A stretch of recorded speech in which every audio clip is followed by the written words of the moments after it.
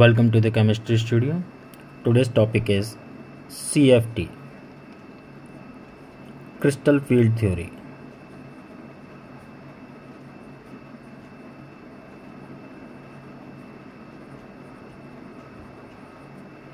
Crystal field theory.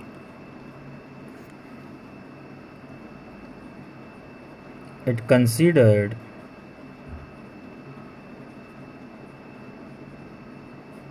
the interaction between metal and ligands to be electrostatic. Electrostatic जो ions के बीच में force होती है. It considered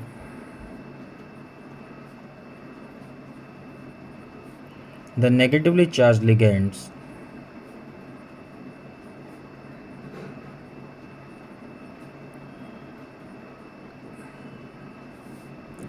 to be point charges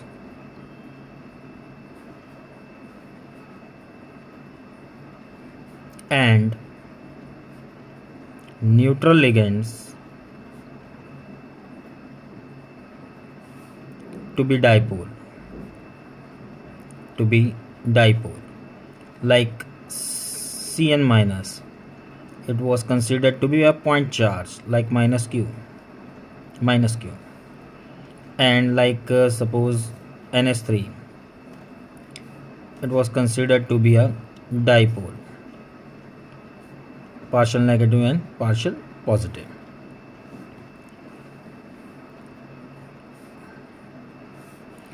Now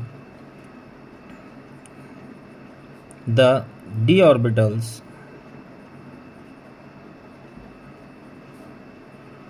belonging to the same subshell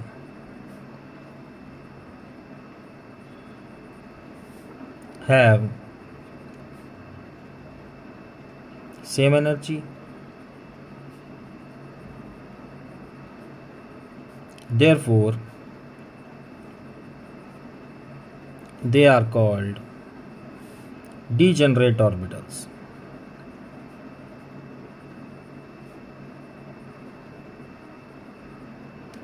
Degenerate orbitals means the orbitals having same energy. It is because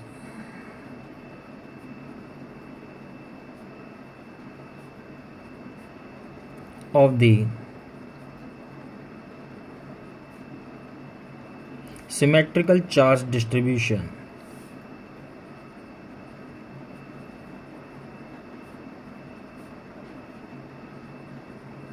around the atom. But when atom is surrounded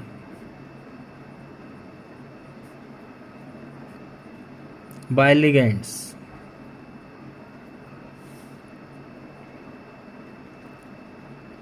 this symmetrical distribution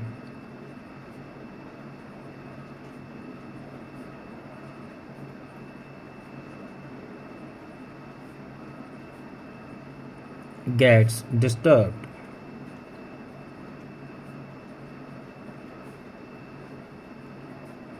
and becomes asymmetrical.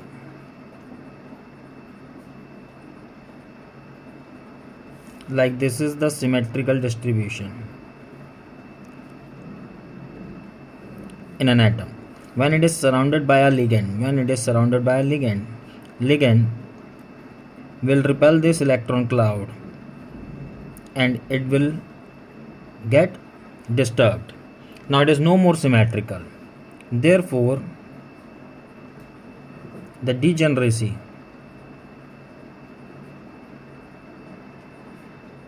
is lifted.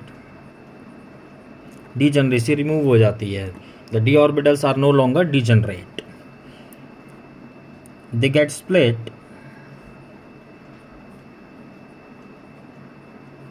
into two different sets of orbitals. The orbitals closer to the ligand experience more repulsion.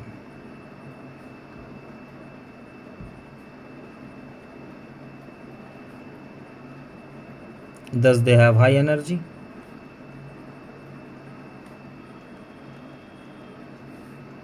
High energy जो ligand के ज़्यादा पास होगी वहाँ repulsion ज़्यादा होगा, repulsion ज़्यादा होगा तो एनर्जी ज़्यादा एब्जॉर्ब होगी. And the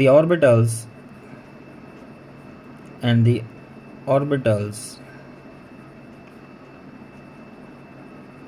away from ligand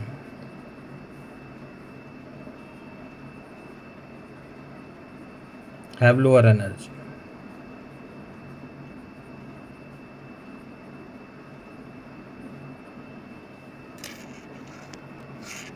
Now we will see crystal field splitting.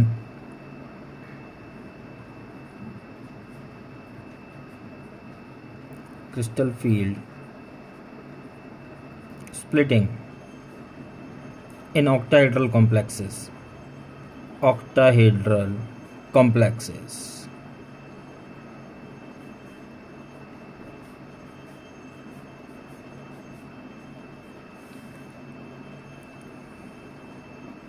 This is energy level.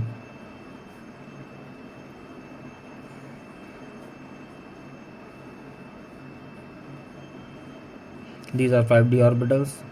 On being surrounded by ligands, their overall energy increases. And now they get split into two different sets of orbitals. 3 and 2.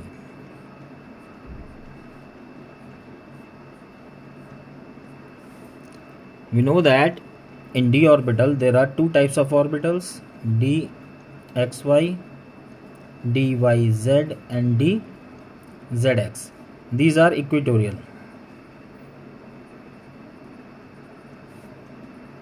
dx square minus y square and dz square. These are axial.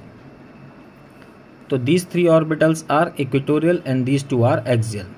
This set of orbital is called T2g and this set of orbital is called EG. The energy gap between these two is represented by delta O. The level where the energies of these two is taken to be 0 is barycenter.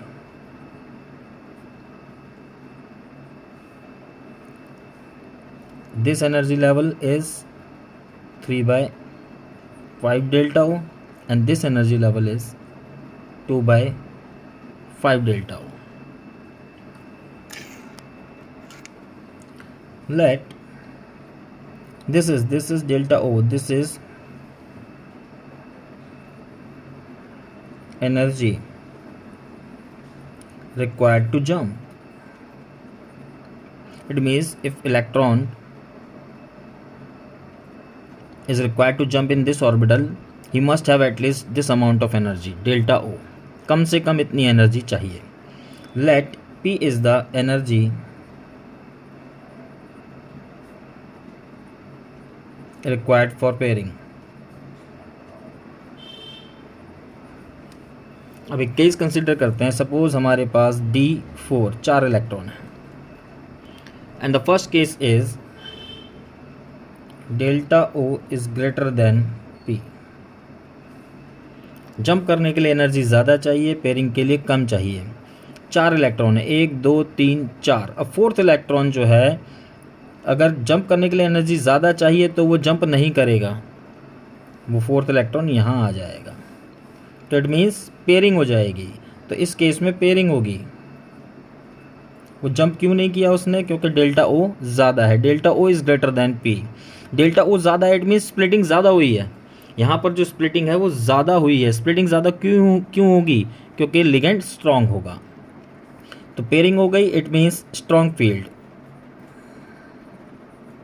Strong field,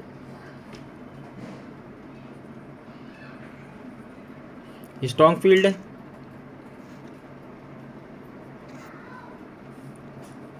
और लो spin, spin लो हो गई। अब ठीक इसी का opposite case ले लेते हैं। If delta o is less than P, it means no pairing, no pairing, weak field, high spin.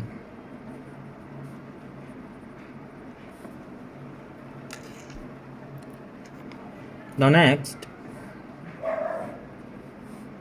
is crystal field splitting in tetrahedral complexes. Crystal field splitting, crystal field splitting in tetrahedral complexes, tetrahedral complexes।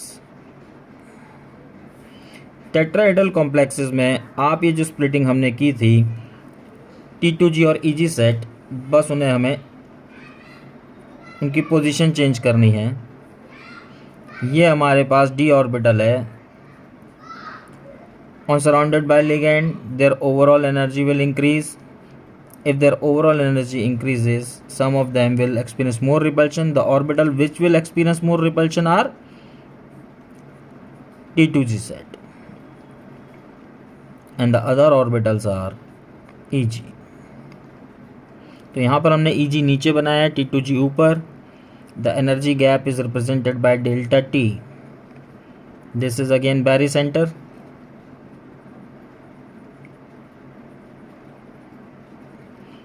This energy level is 2 by 5 delta T. And this is 3 by 5 delta T. Case बिल्कुल same है दोनों के अंदर। Delta T या तो बड़ा होगा P से, या फिर डेल्टा टी छोटा होगा पी से। डेल्टा टी अगर बड़ा है तो इलेक्ट्रॉन जंप नहीं करेगा, इट मीन्स पेयरिंग। पेयरिंग हो जाएगी तो लो स्पिन, अनपेड इलेक्ट्रॉन कम होंगे, it means strong field. Delta t is less than P, splitting कम हुई है, इसका मतलब स्प्लिटिंग कम हुई है तो इलेक्ट्रॉन जंप करेगा, it means no pairing. High spin, spin high होगी, जब पेयरिंग नहीं होगी तो अनपेड इलेक्ट्रॉन ज़्यादा होंगे, इट मीन्स फील्ड कैसा था? वीक फील्ड था। Delta t and delta o are related to each other like this. Delta T is equal to 4 by 9 delta O. They also developed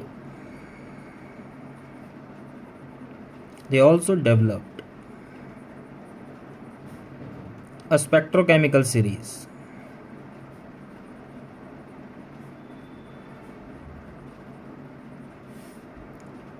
in which negatively charged ligands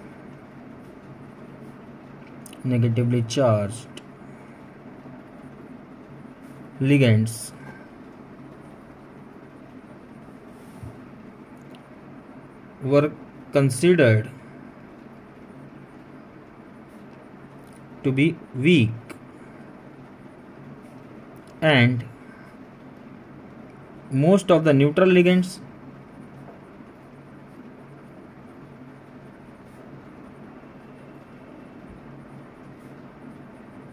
were strong.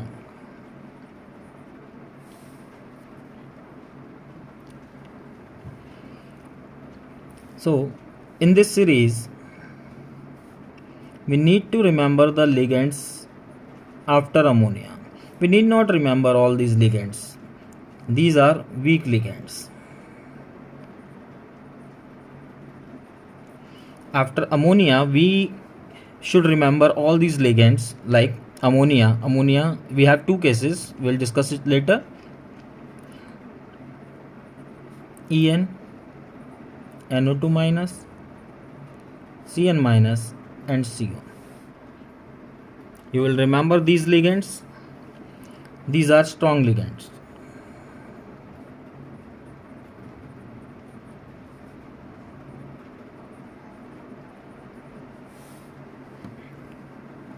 Ammonia has two different cases. We have already discussed it in the previous chapter, in the previous topic of this chapter. Now, the limitations of CFT. Limitations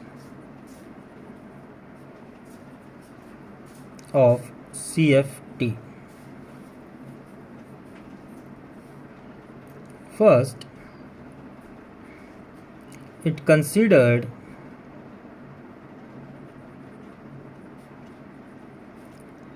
the negatively charged ligands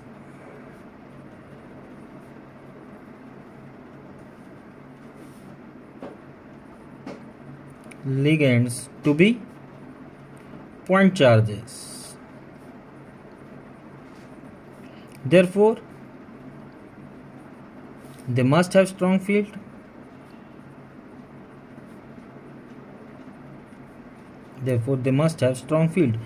अगर कोई charge आप unit negative charge ले रहे हो तो वो उसका field strong होगा in comparison to a dipole which has partial negative charge. जिसके ऊपर पार्शियल नेगेटिव है उसका फील्ड वीक होगा और जो यूनिट नेगेटिव है उसका फील्ड स्ट्रॉन्ग होगा. So they considered the negatively charged ligand to be point charges, therefore they must have strong field, but they were placed at weaker side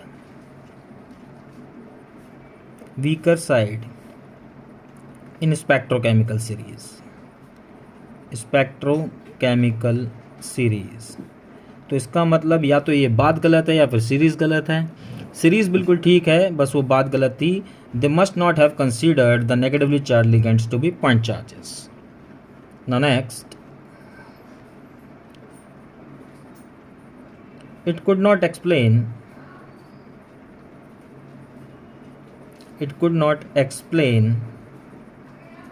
the nature of bonding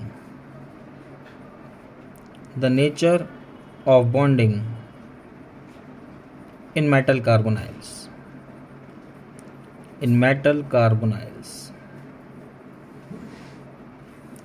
So these are the limitations of CFT.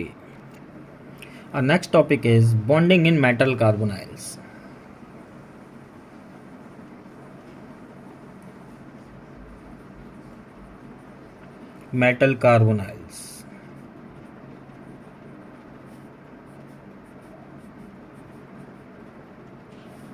D block elements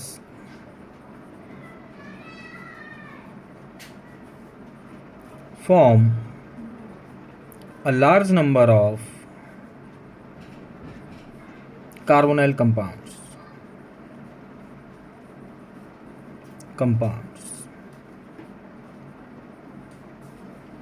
like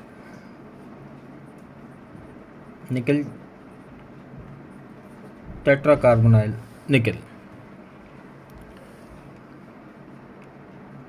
These carbonyl compounds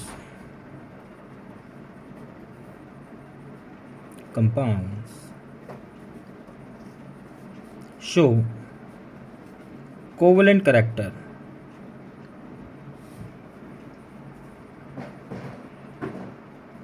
of bonding.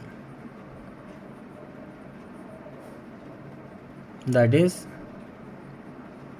they have both sigma and pi bond.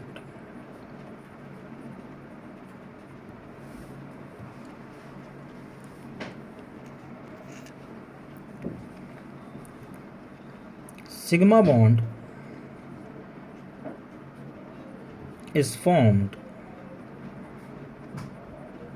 when carbonyl carbon donates lone pair in the vacant d orbital of metal, and pi bond is formed when a lone pair from the filled d orbital of metal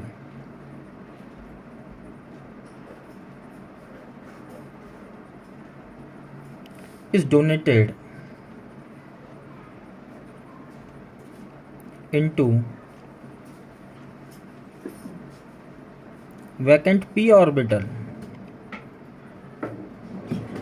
of carbonyl carbon.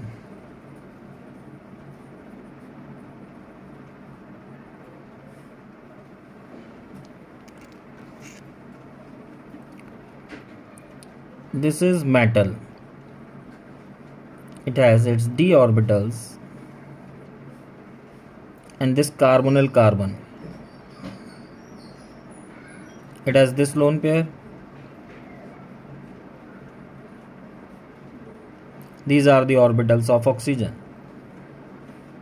Now this lone pair is shifted into the vacant d orbital of metal, forming sigma bond,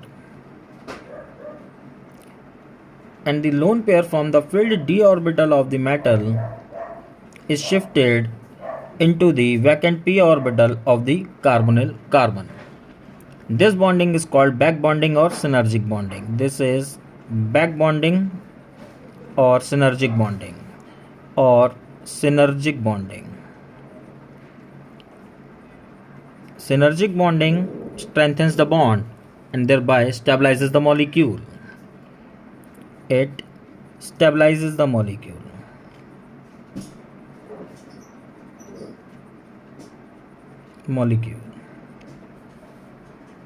That is all for today. I hope it is all clear. Thank you for watching.